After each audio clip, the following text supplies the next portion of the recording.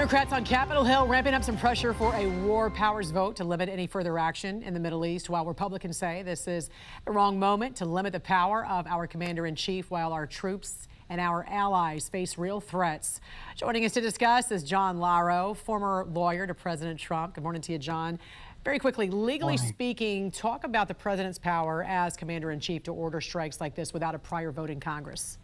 Under the Constitution, the president has the absolute power to act in the best interest of the country, particularly in the event of a national emergency. Here you have Iran with nuclear weapons, a terrorist threat to the United States. He certainly acted within his constitutional powers. There's also a statute that requires notification to Congress, which the president complied with as well. So the president is acting within the law.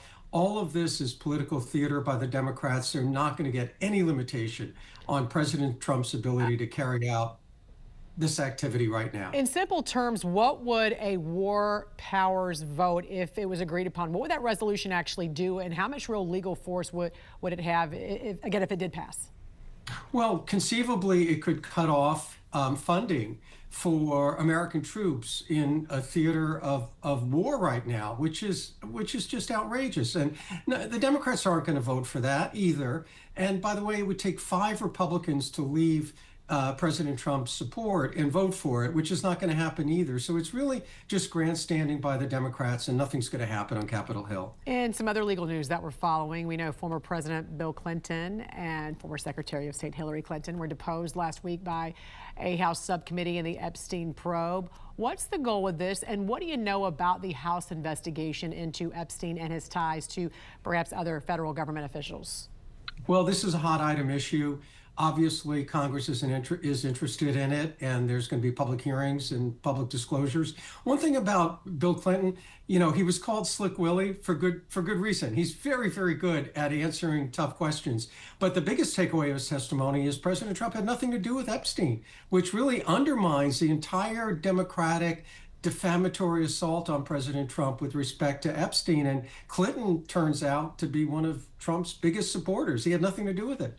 What are some other names of other former officials that we can maybe expect to hear in the coming weeks and months, perhaps? It's not clear. A lot of this is, in effect, under seal right now. Much of it was grand jury testimony, so we'll just have to wait and see. But clearly, people are interested for a number of reasons. One, it involves child abuse. Second, it involves abuse of power. And finally, it involves a sense of the American people that there's 2 standards of justice, one for the very wealthy and one for the rest of us. So I think this is going to stay with us for a while. But the good news for the White House is you have a leading Democrat but saying President Trump had nothing to do with any of this. I want to ask you also about this new report that reveals the Biden White House waived executive privilege and allegedly colluded with Georgia prosecutor Fani Willis in order to get testimony from Trump-era officials to be used in that case against him. What were your thoughts when you heard about this? You know, a current president asked to waive a predecessor's privilege? Not surprised at all. I represented President Trump in the Washington, D.C. case. I knew there was collusion going around the country. This was all orchestrated by the Biden administration to weaponize the criminal justice system to go after a political candidate, President Trump, in fact, go after a political movement. Everything they did was to try to disrupt his campaign. I'd like to see the outrage of the Democrats in terms of using the criminal justice system in this way. What Fannie Davis did in Georgia was an absolute disgrace, and she got I guess set on her own fanny with that case, right? I mean, the whole thing got dismissed. All right, former lawyer to President Trump, John Lauro, always a pleasure talking to you, sir. Thank you so much for joining us this morning. Have a great week. You too. Some Democrats on Capitol Hill are trying to limit the president's authority and force a vote on the war powers resolution. Other lawmakers argue now is not the time to handcuff our military, shut off our defense systems, and jeopardize national security. Joining us now to discuss is Tennessee Senator Marsha Blackburn. Good morning to you, Senator. You are one of those senators against this war powers vote. Democratic Senator John Fetterman, already a hard no. How many GOP senators would actually even vote for this? I mean, is this DOA? Jan, I never speak for another senator. What I can tell you is this. As I have talked to Tennesseans this weekend, they are grateful that President Trump took action. They are grateful that the Ayatollah is gone and that this reign of terror has ended. They are very hopeful for the Iranian people that they are going to grab this opportunity to establish a democratic form of government. And the Iranian Americans that live in Tennessee that I've talked with have been sharing video that they have gotten out of Iran or that they're getting from other countries that show the celebration and the support for the Ayatollah being taken out. We also know there's going to be probably some GOP Congress members who could vote for this. So everyone will have a chance, every lawmaker will have a chance to put it on the record this week, it looks like. But we're also operating without full DHS funding. How serious is it to be in a partial shutdown of Homeland Security right now? And what do you say to Democrats who are holding up this funding bill? You know, I tell them they've picked the wrong fight here. And when you look at DHS funding, 35% of it is FEMA. And of course, whether it is Tennessee or the East Coast, FEMA is hard at work helping people recover from storms. And we also know TSA and the protection of our nation, the Secret Service, this is all funded through DHS. Now, the reason they picked the wrong fight is ICE funding was taken care of in the big, beautiful bill during the summer. They are funded through 2029. So the Democrats, some of the Democrats may not like ICE. They may not like what they're doing, but you're not going to address it by attacking the funding for the Coast Guard, for TSA, for FEMA, and for other DHS operations. Right, and you're putting security at risk as a result. And speaking of which, you have introduced the Migrant Crime Reporting Act, which would require states to publicly track crimes committed by illegal aliens. Why is that transparency so important, and how would your bill give states the tools to report this data?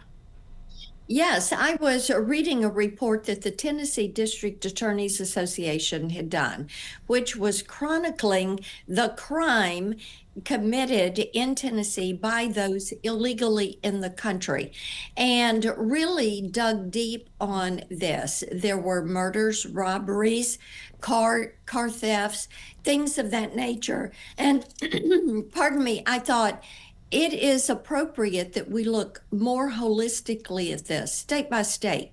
What is happening in states that have sanctuary policies? What is happening in states without sanctuary policies? And by having the states utilize the template that they did in Tennessee, then the citizens will know what portion of crime, and indeed when you see escalation rates in crimes, such as DUIs, injuries or death by DUIs, and you see these escalation rates, you can more closely monitor what is happening from individuals illegally in the country who are working outside of the rule of law and our requirements, and what is happening with crime in our communities by citizens in those communities. I also want to ask you about a recent op-ed that you wrote saying that if big tech will not protect children, Congress has to step in. Of course, this all comes as Mark Zuckerberg testifying in the landmark social media addiction trial in California. Tell us more about the Kids Online Safety Act, because I know this is a huge passion of yours, and also what this act would do. What would it effectively do? The Kids Online Safety Act would establish product safety guidelines for the virtual space. Jan, when you look at every industrial sector in this country, they all have product safety guidelines, whether you're buying a car, a mattress, a coffee pot, a toaster, anything. And the only area in our industrial sectors without safety, product safety, is the virtual space. This would establish that standard. What we have to do is make certain that we are protecting our children in the virtual space. And right now, there are not any guidelines. You cannot delink from these algorithms. You cannot have an opening of that black box. You are not able to report when there are adverse actions in the virtual space.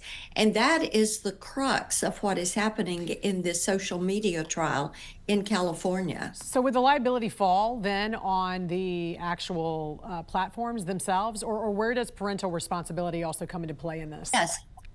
Well, just like with every other component, there's always going to be parental responsibility.